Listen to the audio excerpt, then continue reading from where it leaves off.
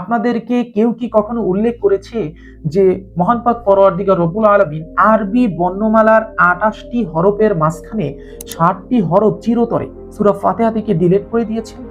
সূরা ফাতিহার মাঝে যেই 7টি অক্ষরকে বা হরফকে আল্লাহ রাব্বুল আলামিন অনুপস্থিত রেখেছেন, যারা ইলমুল হুরুফ বিশেষজ্ঞ তারা দেখলেন যে এই 7টি হরফ বাস্তবিক অর্থে অনেক ধ্বংসাত্মক এবং আযাবের শব্দ ধারণ করে থাকে। কেন 7টি হরফ সূরা ফাতিহায় নেই?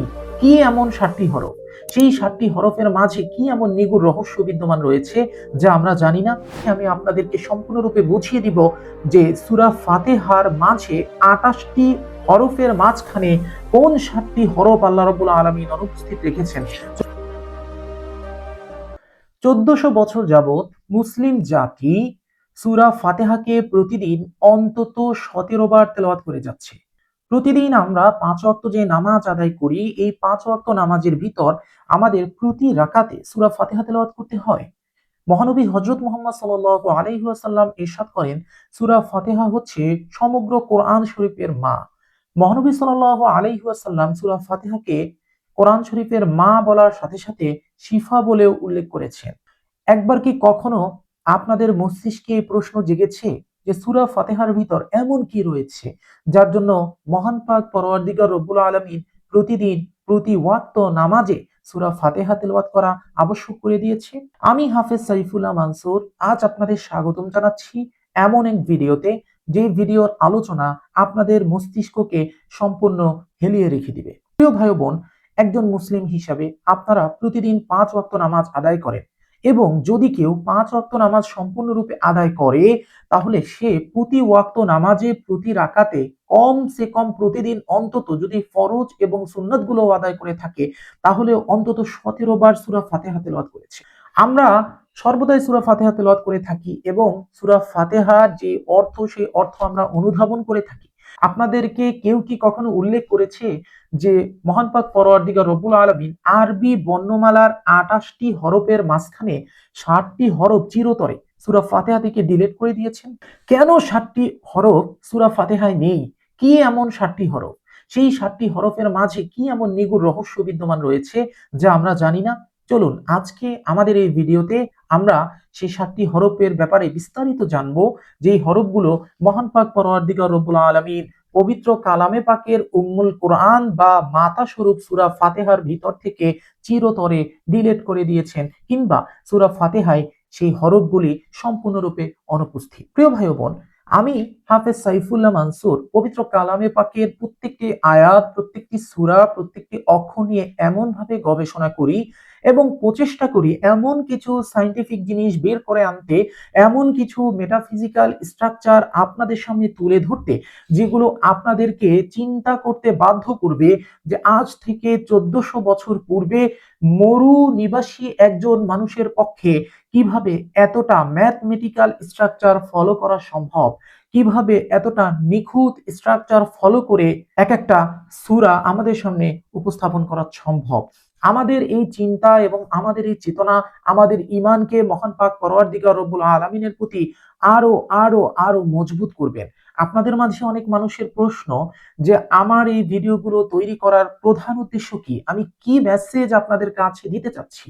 আমার মেসেজ হচ্ছে একটা, সেটা হচ্ছে আখলিস দীনাকা ইয়াকফিকাল আমালুল কলিল।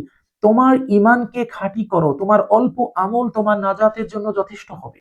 মহানবী হযরত মুহাম্মদ সাল্লাল্লাহু আলাইহি ওয়াসাল্লাম ইরশাদ ফরমান, যদি তোমরা তোমার ঈমানকে খাঁটি করো অর্থাৎ তোমার ইয়াকিনকে খাঁটি করো তাহলে অল্প আমল তোমার নাজাতের জন্য যথেষ্ট হবে। আমার সম্পূর্ণ প্রচেষ্টাই শুধু একটা, সেটা হচ্ছে আমি আপনাদের সামনে এমন এমন মেটাফিজিক্যাল জিনিস, এমন এমন নিগুর ইলমুল হরফ, ইলমুল নুজুম, ইলমুল আদাতের নিগুর বিদ্যা, পবিত্র কালামে পাক কোরআনুল কারীমের এমন সুন্দর স্ট্রাকচার যেগুলো কখনো মানুষের সামনে উন্মুক্ত হয়নি, তা আপনাদের সামনে আমি এমন ভাবে তুলে ধরি বা ধরার চেষ্টা করব যেগুলো আপনাদের মনোমস্তিষ্ককে সম্পূর্ণ হেলিয়ে রেখে দিবে এবং আপনাদেরকে এটা ভাবতে বাধ্য করবে যে পবিত্র কালামে পাক কোরআন বাস্তবিক অর্থে এমন এক ঐশী গ্রন্থ, যেটা এমন এক মহান পাক পরওয়ারদিগার রব্বুল আলামিনের পক্ষ থেকে নাজিলকৃত, যে মহান পাক পরওয়ারদিগার রব্বুল আলামিন সবকিছু অত্যন্ত সুশৃঙ্খল ভাবে পরিকল্পনা অনুসারে বাস্তবায়ন করেন। প্রিয় ভাই বোন, আমি এই সম্পূর্ণ লেকচারের উপর, আমার সম্পূর্ণ গবেষণার উপর একটি সুন্দর লেকচার শিট তৈরি করেছি, একটি নোট তৈরি করেছি। সেই নোট দেখে আমি আপনাদেরকে সম্পূর্ণরূপে বুঝিয়ে দিব যে সূরা ফাতিহার মাঝে 28টি হরফের মাঝখানে কোন 7টি হরফ আল্লাহ রাব্বুল আলামিন অনুপস্থিত রেখেছেন। চলুন কথা না বাড়িয়ে আমরা আমাদের গবেষণা আপনাদের সামনে উন্মুক্ত করার দিকে চলে যাই। প্রিয় ভাই ও বোন, আমরা যদি পবিত্র কালামে পাক দেখি, তাহলে পবিত্র কালামে পাকে সকল অক্ষর, সকল আয়াত, সবকিছু গবেষণা করার পর আমরা দেখি সমস্ত আরবি বর্ণমালা বাস্তবিক অর্থে 28টি হরফের ভিতর সীমাবদ্ধ। 28টি হরফ রয়েছে সম্পূর্ণ আরবি ভাষায়। এই 28টি হরফের মাধ্যমে কিন্তু পবিত্র কালামে পাক কোরআনুল কারীম আমাদের সামনে সম্পূর্ণভাবে রচিত হয়েছে, আল্লাহ রাব্বুল আলামিনের পক্ষ থেকে প্রেরিত হয়েছে, এবং আমাদের সামনে আল্লাহ রাব্বুল আলামিন এমন ভাবে এই রচনাকে তুলে ধরেছেন যেটা সাহিত্যর দিক দিয়ে সবচেয়ে উচ্চ লেভেলের সাহিত্য। রাসূল করিম সাল্লাল্লাহু আলাইহি ওয়াসাল্লামের জমানায় পবিত্র কালামে পাকের প্রত্যেকটি আয়াতের সাহিত্য এবং কাব্যিক মাধুর্য এতটা বেশি ছিল যে সেই সময়ের বড় বড় কবিরাও রাসূল করিম সাল্লাল্লাহু আলাইহি ওয়াসাল্লামের সামনে হার মানতে বাধ্য হয়েছিলেন।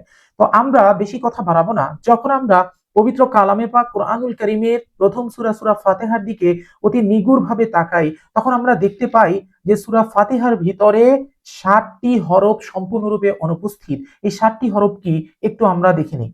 প্রিয় ভাই বোন, এর ভিতর প্রথম হরফ বা অক্ষরটি হলো সা, দ্বিতীয় হরফ বা অক্ষরটি হলো জিম, তৃতীয় হরফ বা অক্ষরটি হলো খ, এবং চতুর্থ হরফ বা অক্ষরটি হলো ঝা, পঞ্চম হরফ বা অক্ষরটি হলো শিন, ষষ্ঠ হরফ বা অক্ষরটি হলো জ, এবং সপ্তম হরফ বা অক্ষরটি হলো ফা।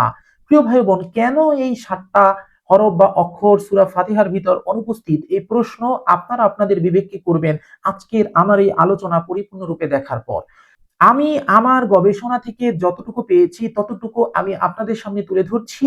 আপনারা নিজের মনোমস্তিষ্ককে প্রশ্ন করবেন এবং তার উত্তর আপনারা ইনশাআল্লাহ কমেন্ট বক্সে লিখবেন, আমি এটা আশা করি। সূরা ফাতিহার মাঝে যেই 7টি অক্ষরকে বা হরফকে আল্লাহ রাব্বুল আলামিন অনুপস্থিত রেখেছেন, যারা ইলমুল হুরুফ বিশেষজ্ঞ তারা দেখলেন যে এই 7টি হরফ বাস্তবিক অর্থে অনেক ধ্বংসাত্মক এবং আযাবের শব্দ ধারণ করে থাকে। তো চলুন কথা না বাড়িয়ে আমরা সেই 7টি অক্ষর সম্পর্কে জেনে নিই। প্রিয় ভাই বোন, এখানে প্রথম অক্ষরটি হলো সা। এই অক্ষরটি দিয়ে কোরআনে এসেছে সুবুর, যার অর্থ ধ্বংস বা সর্বনাশা পরিণতি। এখানে দ্বিতীয় অক্ষরটি হলো জিম।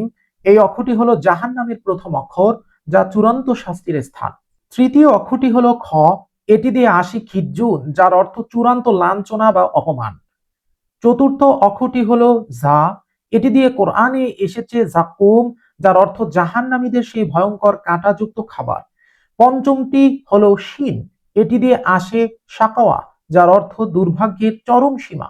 আর ষষ্ঠ অক্ষরটি হলো জ। এটি দিয়ে তৈরি হয়েছে জুলুমাত, যার অর্থ ঘুটঘুটে অন্ধকার। এবং সপ্তম অক্ষরটি হলো ফা। এই ফা দিয়ে আসে ফিরাক, যার অর্থ বিচ্ছেদ বা স্রষ্টা থেকে চিরতরে বিচ্ছিন্ন হয়ে যাওয়া।